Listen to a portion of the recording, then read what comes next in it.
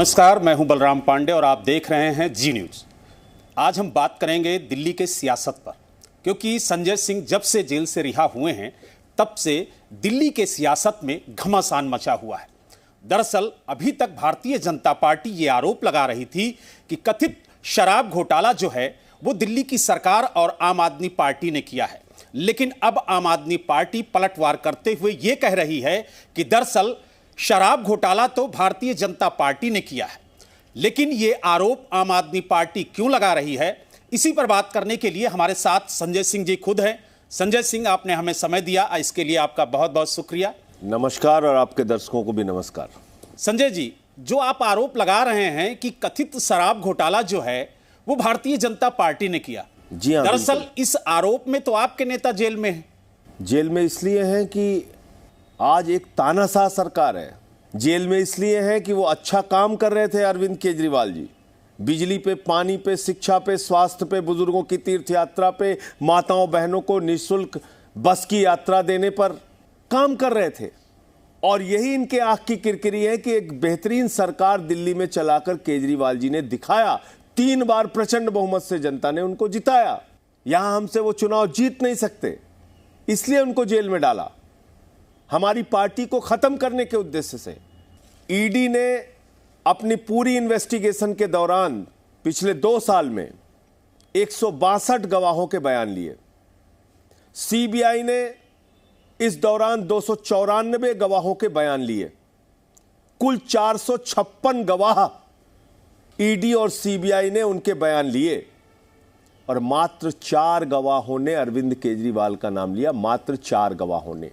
अब वो 4 गवाहों ने अरविंद केजरीवाल का नाम जो लिया, उसकी हकीकत क्या है, ये आपके दर्शकों को और देश के लोगों को जानना जरूरी है कि कैसे एक ईमानदार मुख्यमंत्री के खिलाफ गहरी साजिश करके गिरफ्तार किया गया। वो 4 गवाह हैं मंगुंटा रेड्डी, राघव रेड्डी, शरद रेड्डी और सी अरविंद। ये है मंगुंटा रेड्डी, प्रधानमंत्री जी के साथ, जिनकी तस्वीर आपको देखने को मिलेगी। और ये 2024 का चुनाव भी लड़ रहे हैं और प्रधानमंत्री की तस्वीर लगा के वोट भी मांग रहे हैं। ये है मंगुंटा रेड्डी।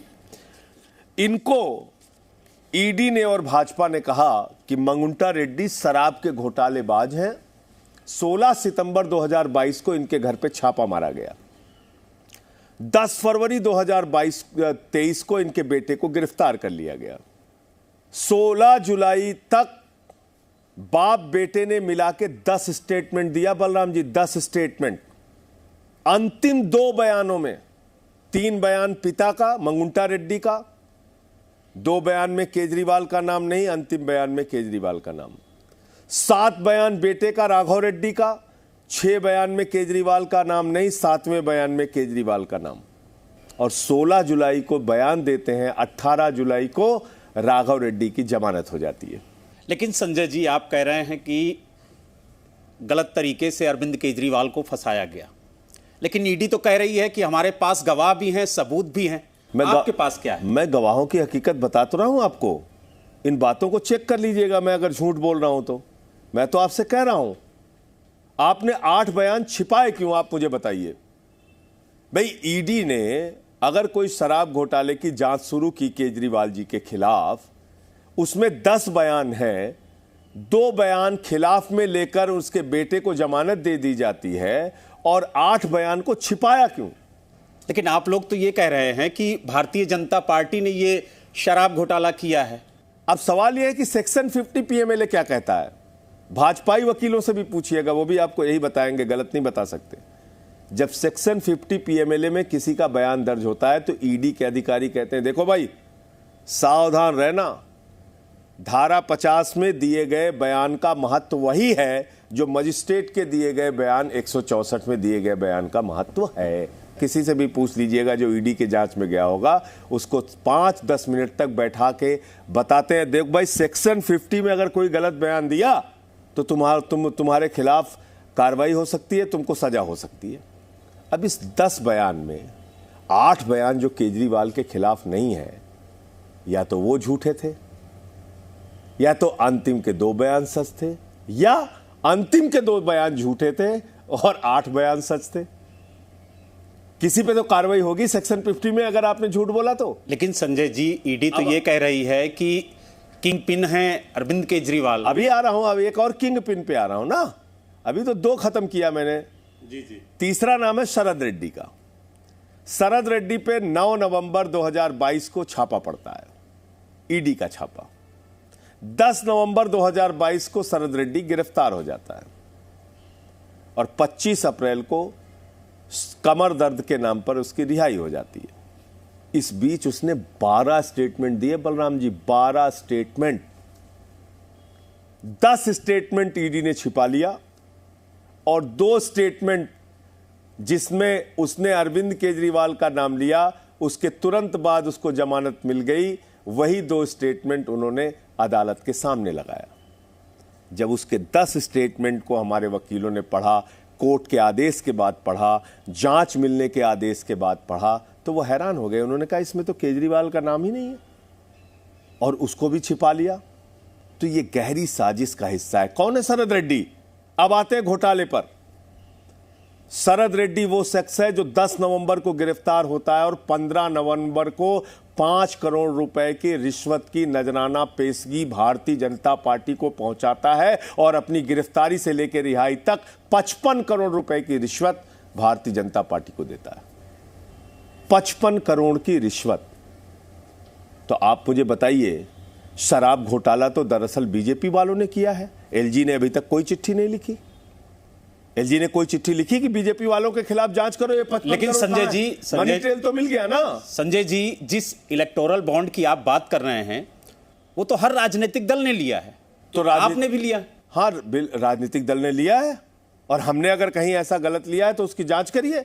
शराब घोटाला भारतीय जनता पार्टी ने किया है। सर से लेके पांव तक भारतीय जनता पार्टी शराब घोटाले में डूबी हुई है। ईडी को, सीबीआई को, बीजेपी के नेताओं के खिलाफ कार्रवाई करनी चाहिए। सवाल ये उठ रहा है जी हाँ कि दिल्ली के मुख्यमंत्री अरविंद केजरीवाल जेल में हैं। ठीक है, तो सरकार कैसे चलेगी? अरविंद केजरीवाल की गिरफ्तारी सिर्फ अरविंद केजरीवाल की गिरफ्तारी की लड़ाई नहीं है, ये भारत के दूसरे मुख्यमंत्रियों को बचाने की भी लड़ाई है। फर्जी मुकदमा ही तो लिखना है बलराम जी। कल को 2 फर्जी मुकदमा भगवंत मान पे लिखो, जेल में डालो, इस्तीफा दो। ममता बनर्जी पे लिखो, जेल में डालो, इस्तीफा दो। रेवंत रेड्डी पे लिखो, जेल में डालो, इस्तीफा दो। सिद्धारमैया पे लिखो, जेल में डालो, इस्तीफा दो। स्टालिन पे लिखो, जेल में डालो, इस्तीफा दो। विजयन पे लिखो, जेल में डालो, इस्तीफा दो। सारा विपक्ष खत्म। अगर 2 फर्जी मुकदमा लिखकर जेल में डालकर किसी का इस्तीफा लेना ही नैतिकता है तो देश का पूरा विपक्ष खत्म। सारी पार्टियां तोड़ तोड़ के सब बीजेपी में शामिल हो जाएंगी। जितने भ्रष्टाचारी देश भर के हैं वो बीजेपी में चले जाते हैं, उनको गले लगा दिया जाता है, उनको मंत्री बना दिया जाता है। अजीत पवार हो, छगन भुजबल हो, हसन मुश्रीफ हो, हेमंत बिस्व शर्मा हो, शुवेंदु अधिकारी हो, नारायण राणे हो, मुकुल राय हो, जनार्दन रेड्डी हो, कितने नाम गिनाऊं आपको। सारे भ्रष्टाचारियों का एक गढ़ है भारतीय जनता पार्टी। अरविंद केजरीवाल जी की फोटो बाबा साहब और भगत सिंह के बीच में लगाई गई है, उसको लेकर के अब भारतीय जनता पार्टी ये आरोप लगा रही है कि आम आदमी पार्टी अरविंद केजरीवाल को बाबा साहब और भगत सिंह के बराबर बताना चाहती है। ये भगत सिंह और बाबा साहब डॉक्टर भीमराव अंबेडकर से इतनी नफरत क्यों करती है भाजपाई? बीजेपी इतनी नफरत क्यों करती है? मैं जानता हूं बीजेपी का इतिहास, मैं जानता हूं उनके पुरखों का कोई योगदान नहीं है देश की आज़ादी के आंदोलन में। मैं उनकी असलियत जानता हूं। उनको तकलीफ हो सकती है भगत सिंह की फोटो देख के। पार्टी के मुखिया जेल में है, लोकसभा चुनाव सर पर है, कई राज्यों में आम आदमी पार्टी चुनाव लड़ रही है, चुनाव प्रचार कैसे होगा? 4 गुना ज्यादा मेहनत करेंगे। जब तक पार्टी के मुखिया जेल में है 4 गुना ज्यादा मेहनत करेंगे। लेकिन इस लोकसभा चुनाव में संजय सिंह को क्या जिम्मेदारी मिलेगी? मैं पार्टी का कार्यकर्ता हूं, जो पार्टी जिम्मेदारी देगी काम करेंगे। अच्छा, आपसे एक आखिरी सवाल। इंडिया गठबंधन के तहत कांग्रेस और आम आदमी पार्टी गठबंधन करके, चाहे वो दिल्ली हो, चाहे गुजरात हो, चाहे हरियाणा हो या अन्य राज्य हो, वहाँ पर चुनाव लड़ रही है पंजाब को छोड़ के। तो क्या इंडिया गठबंधन के तहत कोई रोड मैप तैयार हुआ कि किस तरीके से चुनाव प्रचार किया जाएगा, किस तरीके से गठबंधन के लोग एक मंच पर नजर आएंगे? अगर हम दिल्ली की बात करें तो दिल्ली में 4 सीटें आम आदमी पार्टी के पास हैं, 3 सीटें कांग्रेस के पास हैं। आम आदमी पार्टी ने उम्मीदवार घोषित कर दिए, लेकिन कांग्रेस अभी तक घोषित नहीं कर पाई। और जिस तरीके से चुनाव प्रचार हो रहा, अभी तक एक भी रैली नहीं हुई है गठबंधन की। देखिए, एक तो महारैली हुई यहाँ पे इंडिया गठबंधन की रामलीला के मैदान में 31 मार्च को। उस रैली ने बहुत बड़ा संदेश दिया, जिसमें सारे दलों के लोग आए, टीएमसी के लोग भी आए।